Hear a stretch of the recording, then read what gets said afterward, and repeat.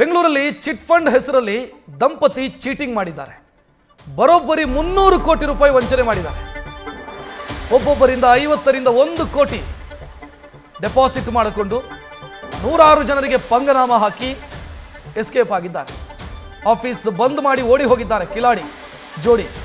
ಕೇರಳದ ಎವಿ ಟಾಮಿ ಮತ್ತು ಟಾಮಿಯ ಪತ್ನಿ ಶಿನಿ ಟಾಮಿ, ಇವರಿಬ್ಬರು ಈ ರೀತಿ ಜನರಿಗೆ ನಾಮ ಹಾಕಿ ಎಸ್ಕೇಪ್ ಆಗಿರುವಂಥ ದಂಪತಿ. ಕೇರಳದವರು ಬೆಂಗಳೂರಲ್ಲಿ ವ್ಯವಹಾರ ಮಾಡ್ತಾ ಇದ್ರು, ಚಿಟ್ ಫಂಡ್ ವ್ಯವಹಾರ ಅಂತ ಮಾಡ್ತಾ ಇದ್ರು.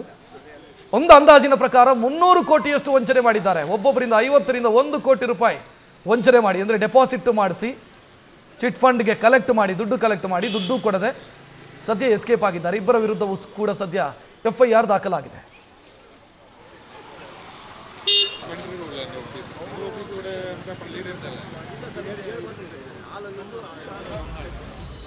ಸರ್, ಇಲ್ಲಿ ನಮಗೆ ಗೊತ್ತಿರೋ ಥರ ಒಂದು 500-600 ಕಸ್ಟಮರ್ಸ್ ಇದ್ದಾರೆ.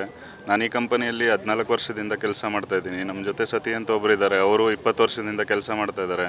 ನಾವು ಫ್ರೈಡೇವರೆಗೂ ಆಫೀಸ್ಗೆ ಹೋಗಿದ್ದೀರಿ. ಇವರು ನಾರ್ಮಲಿ ವೀಕ್ಲಿ ಒನ್ಸ್ ಟ್ವೈಸ್ ಆ ಥರ ಬರ್ತಾರೆ. ಸೋಮವಾರ ನಮ್ಮ ಹತ್ರ ಮಾತಾಡಿದ್ದಾರೆ, ತಂದೆಗೆ ಹುಷಾರಿಲ್ಲ, ಈ ಥರ ಊರಿಗೆ ಹೋಗ್ತೀನಿ ಅಂತ. ಆಮೇಲೆ ಮತ್ತೆ ಕಾಂಟ್ಯಾಕ್ಟ್ ಇಲ್ಲ ಅವ್ರದ್ದು. ಕಸ್ಟಮರ್ ಫೋನ್ ಮಾಡಿ ಹೇಳಿದ್ದಾರೆ, ಈ ಥರ ನಿಮ್ಮ ಆಫೀಸ್ ಕ್ಲೋಸ್ ಇದೆ ಅಂತ ಗೂಗಲಲ್ಲಿ ತೋರಿಸ್ತಾ ಇದೆ ಅಂದಾಗ ನಾವು ಇವ್ರಿಗೆ ಕಾಂಟ್ಯಾಕ್ಟ್ ಮಾಡಿದ್ರಿ. ಫೋನ್ ಸ್ವಿಚ್ ಆಫ್ ಆಗಿದೆ. ಆಮೇಲೆ ಅವ್ರ ಮನೆಗೆ ಹೋಗಿ ನೋಡಿದಾಗ ಮನೇನೂ ಸೇಲ್ ಮಾಡಿದ್ದಾರೆ. ಅವ್ರ ಮನೆ ಇಲ್ಲೇ ಇರೋದು, ಅವ್ರ ಮನೆ TC ಪಲ್ಯ ಅಲ್ಲೇ ಇರೋದು. ಅಲ್ಲಿ ಹೋಗ್ಬಿಟ್ಟು ಅಪಾರ್ಟ್ಮೆಂಟಲ್ಲಿ ಚೆಕ್ ಮಾಡಿದಾಗ ಅಪಾರ್ಟ್ಮೆಂಟದ್ದು ಪ್ರೆಸಿಡೆಂಟ್ ಅವ್ರು ಹೇಳಿದರು, ಇಲ್ಲ ಮನೆ ಸೇಲ್ ಆಗಿದೆ, ನಮಗೂ ಗೊತ್ತಿಲ್ಲ, ಯಾರಿಗೂ ಗೊತ್ತಿಲ್ಲ, ಎಲ್ಲ ಐಟಮ್ಸ್ ಹಂಗೆ ಬಿಟ್ಬಿಟ್ಟು ಮನೆ ಸೇಲ್ ಮಾಡಿ ಅವ್ರು ಹೋಗಿದ್ದಾರೆ ಅಂತ ಗೊತ್ತಾಯಿತು. ಒಟ್ಟು 500 ಜನರಿಗೆ ಮೋಸ ಆಗಿದೆ. 500 ಜನರಿಗೆ, ಹೌದು. ಒಂದು ಎಷ್ಟು ಮೌಲ್ಯ ಸರ್, ಅಂದರೆ ಹಣದ ಮೌಲ್ಯ ಎಷ್ಟಿದೆ ಅಂದಾಜು? ಸರ್ ಎಕ್ಸಾಕ್ಟ್ ಗೊತ್ತಿಲ್ಲ, ಒಂದು 300 ಕೋಟಿ ಇರ್ಬೋದು ಸರ್. 300 ಕೋಟಿ.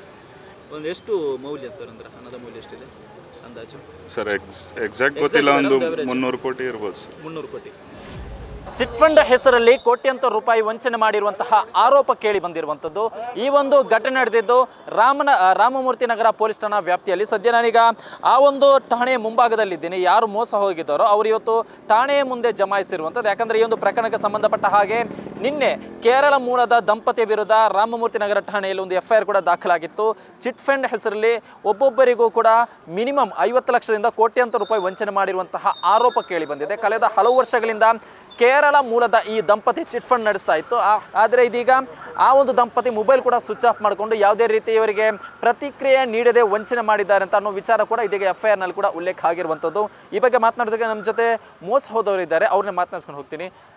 ಸರ್, ಯಾವಾಗದಿಂದ ನೀವು ಇವ್ರನ್ನ ಕಾಂಟ್ಯಾಕ್ಟ್ ಆಗಿದೆ? ಎಷ್ಟು ವರ್ಷದಿಂದ ನಿಮಗೆ ಈ ಸಮಸ್ಯೆ ಇದೆ ಸರ್? ಇಲ್ಲಿ 35 ವರ್ಷದಿಂದ ಅವರು ಇಲ್ಲಿದ್ದಾರೆ, ರಾಮಮೂರ್ತಿನಲ್ಲಿದ್ದಾವೆ.